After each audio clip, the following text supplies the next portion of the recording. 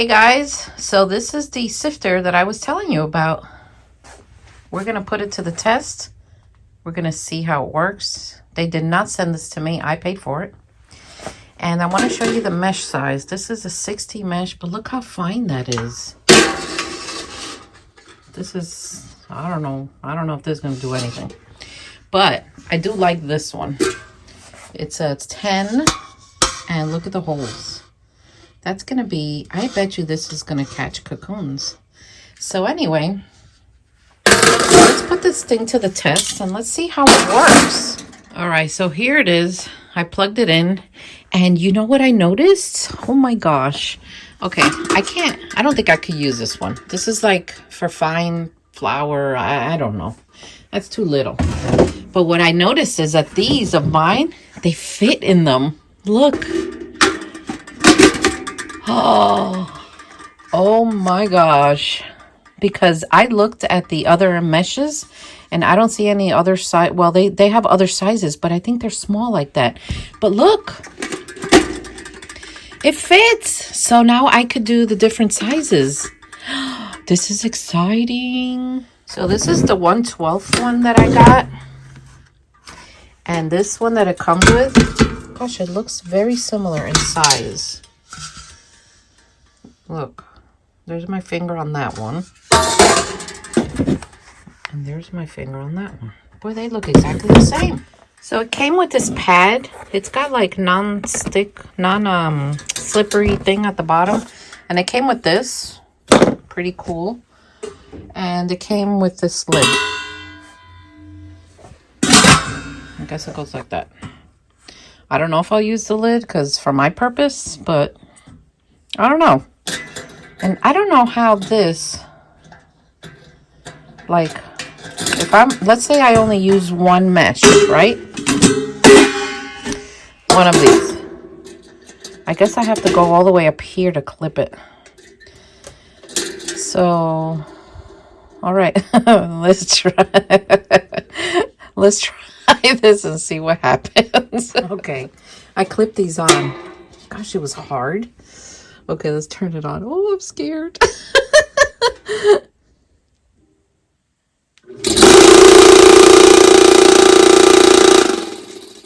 Why is this so loud?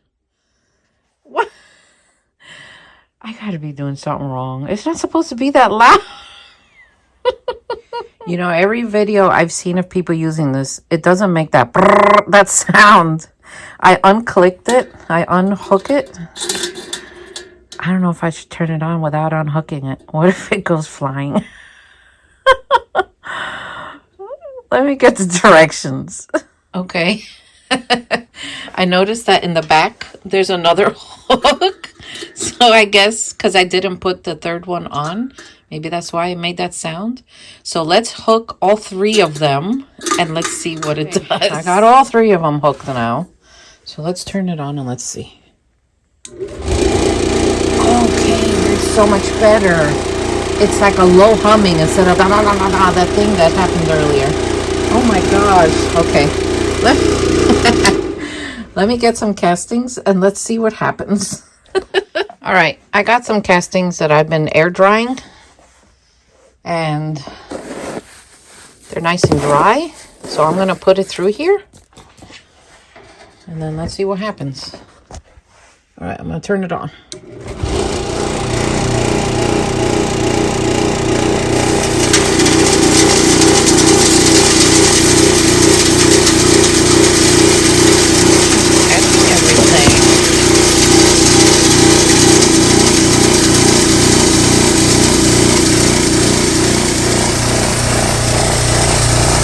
Oh man, that's nice.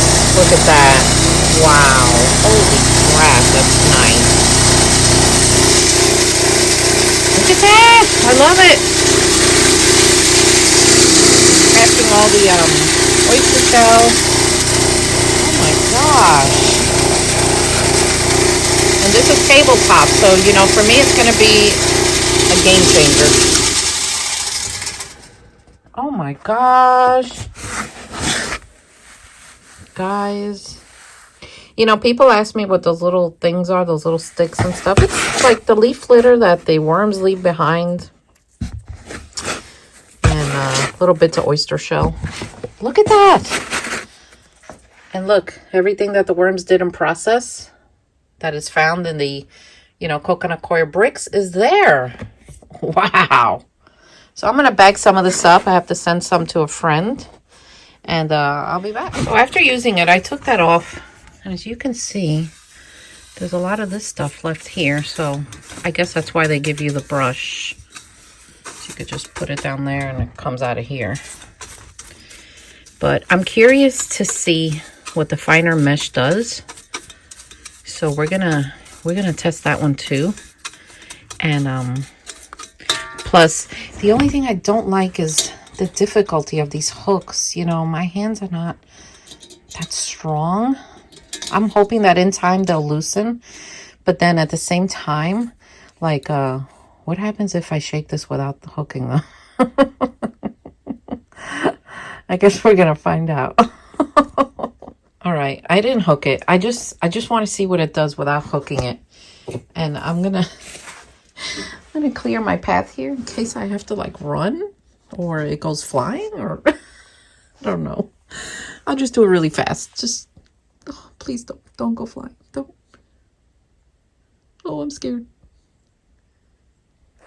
Okay, here we go. Ah! Okay, that didn't work. So obviously I need the hooks. Don't do what I do. I just had to know, you know, just, I don't know. I'm curious like that. All right, so let's try the finer mesh and let's see what happens. You know, another thing I'm wondering is, okay, so you know that worms, when they feel vibration, they tend to move, come to the surface, run. I'm wondering if the vibrating of this thing on here with my worm tubs, is it going to send them out to start running away? I guess that's something that we're going to have to keep an eye on. All right, let's try the finer mesh that I don't know about. I don't know how this is going to do. Let's just try it and see what happens. I'm so glad this stuff is so quiet, this machine. Let's see.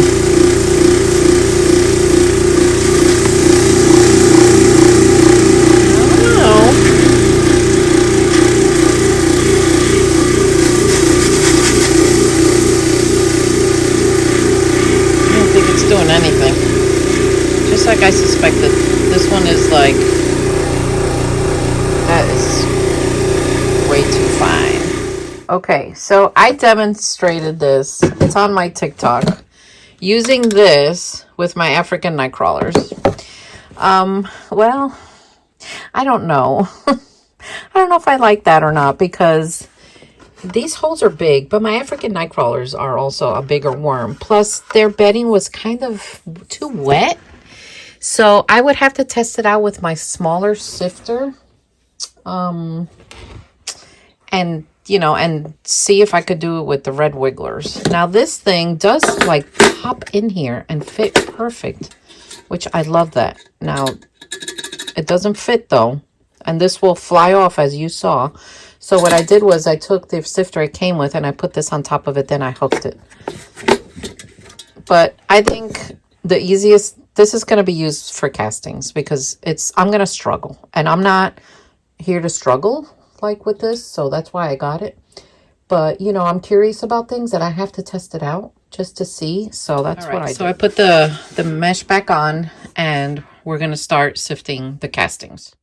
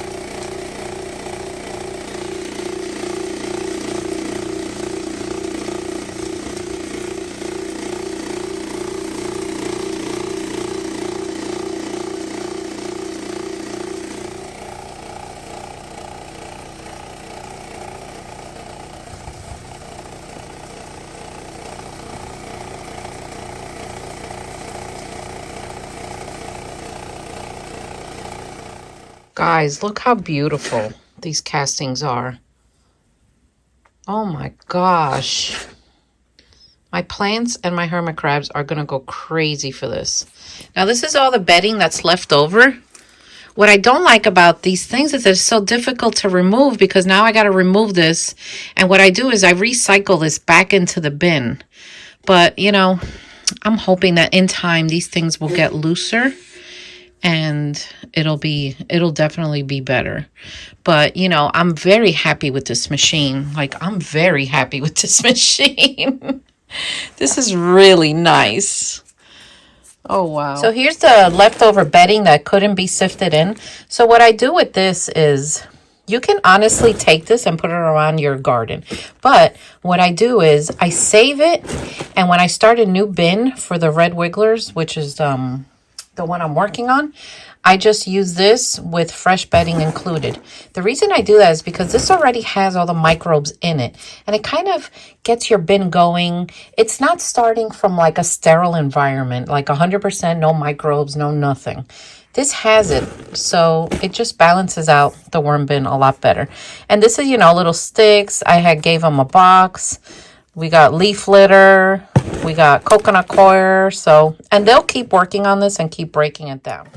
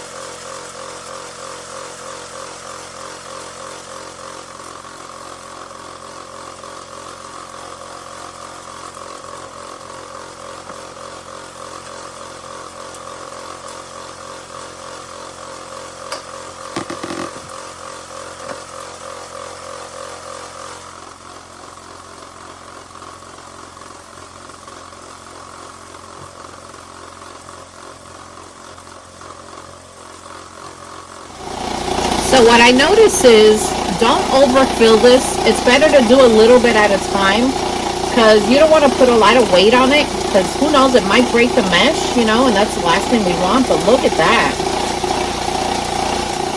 So what do you guys think? Look at this. That is beautiful. So when I sell my castings for like plants or hermit crabs, now my own plants, I just use it like this. But when I have it for hermit crabs, I take this and I sift it again with a finer mesh. Even though the little bits are all leaf litter that's from our property and we don't spray anything and everything's safe, I just like it to be a little thinner, a little finer. But, you know, sometimes castings, when you put them in here, even though they're not, look, they're not 100% dry, they're still going through the sifter well. Every day I just fluff it up to air dry them. I think that if I were to dehydrate these castings in my dehydrator, it would kill the nutrients. I really think it would.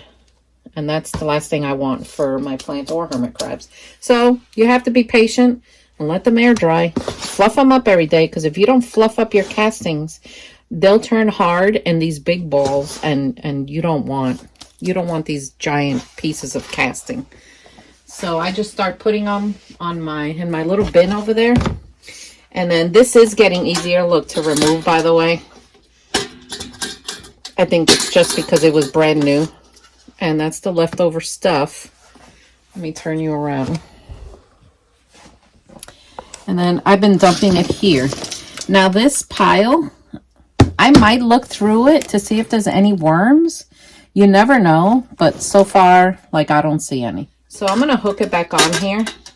And let's try, instead of dumping it like the amount that I'm doing, let's just do a little bit at a time and just see what it does. See if it's easier, better, you know, I don't know. Let's try. Like,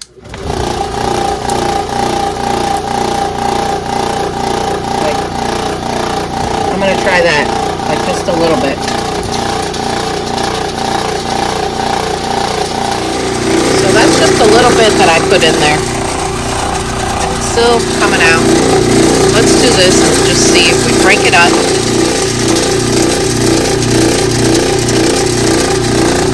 little bit. Let's give it a second. So look, it's still coming out. I just think it's better to do it a little bit at a time. That way you're not putting pressure on this machine. So anyway, guys, I'll show you the result, and then I'll end this video. So another thing that I did was never put your hands in any machinery while it's turned on, please. If you really don't want to keep unhooking this, like you can just go like this and take a chunk of it out and just keep going. See, that's another option. So here's my mountain.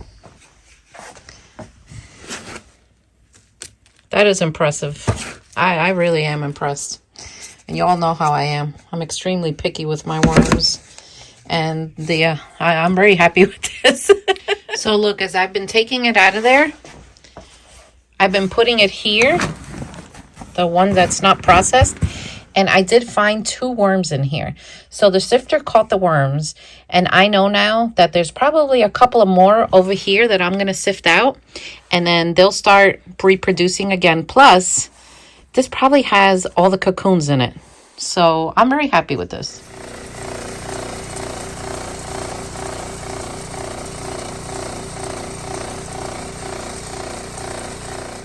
You know what else I've noticed, guys? As I'm, this thing is vibrating. None of the worms in that tub are trying to escape. So I guess the vibrating isn't bugging them. No? They're not trying to escape. So that's a good sign, because I was concerned about that. If that happened, I would have had to move this to like another spot.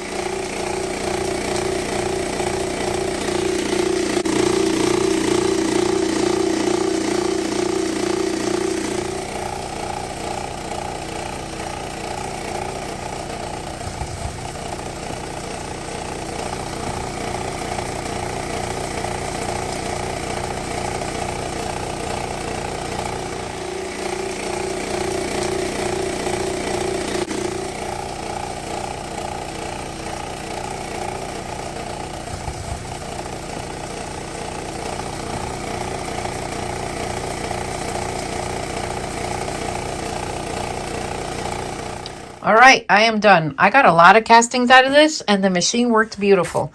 So this is what I'm left with. If I were to brush this off, I'm sure I'm going to find a couple of worms, but I'm not going to go through all that trouble. I know there are cocoons here, so I'm going to restart this bin with 2 of these bricks. I usually start my coconut coir bricks with warm water, so I'm going to do it on this side, and then mix it all in, and then we'll just get this going again. Okay, so I poured a bunch of water here. I'm going to leave this alone. That brick is going to soak up all this water. And then once it soaks it up and breaks it up, then I'll mix it in. And then I always check the temperature before I mix this in there. Because if there are worms in here and that water is hot, they will run for the hills. So we don't want to do that. So I'm going to give this time. And then we'll take it from there. Believe it or not, I had to add more water because those 2 bricks sucked up the previous water. So now I'm going to leave them. So my final verdict is I love it. Don't overload this with castings or the material because it makes it harder to sift it, especially if your castings are on the wet side. It'll definitely make it harder. But doing a little bit at a time, I think has better sifting, and this is just absolutely beautiful. So I give this machine a wormy thumbs up. That is for sure. So anyway, if you all have any questions, as usual, message me down below. And I'll see you all next time. Take care.